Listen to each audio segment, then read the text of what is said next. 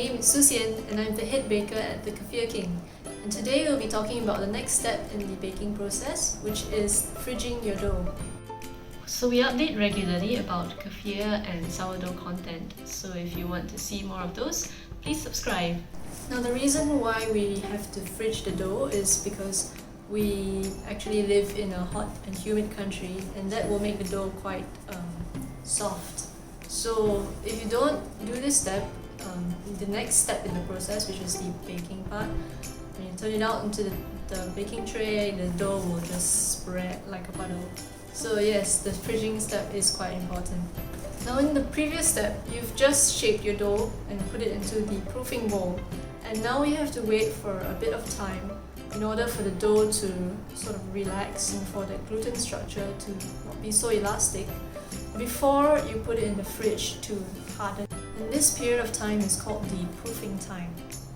For our recipe and adapting to Malaysia's hot and humid climate, this proofing time will be around half an hour, or it actually depends on the conditions of where you are.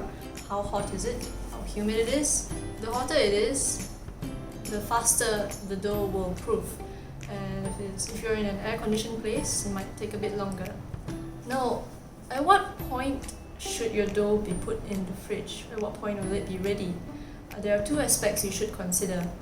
The first is the volume of your dough. Your dough should have risen during this proofing stage, and by how much it is, it differs from dough to dough, from person to person.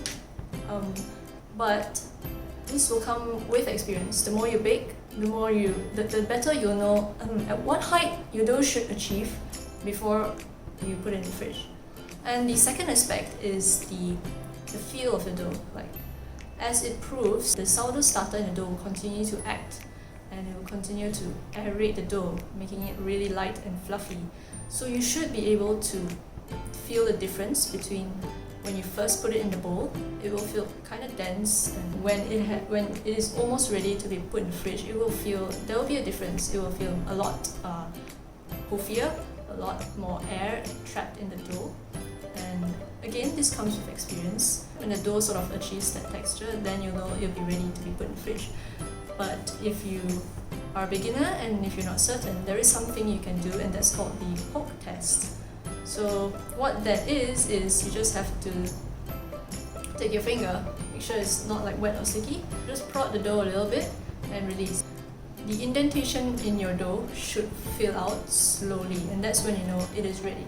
If it springs back too fast, you have to wait for a little bit more, and if it doesn't spring back at all, then you'll know that you've waited too long. Now, even after you put your dough in the fridge, it will continue to ferment for a little bit longer. So be aware of that, and don't wait until it's almost too late to put it in the fridge. And you need to leave it in the fridge for around 2 hours for it to cool down and harden. Thank you for watching. Now if you like this type of content, please like and subscribe for future videos. So if you're Malaysian and you'd like to give our bread a try, you can find us in the link in the description below. We actually deliver our bread to around the Klang Valley, and we also post to the states in West Malaysia. So yeah, give it a try, and we'll see you in the next video.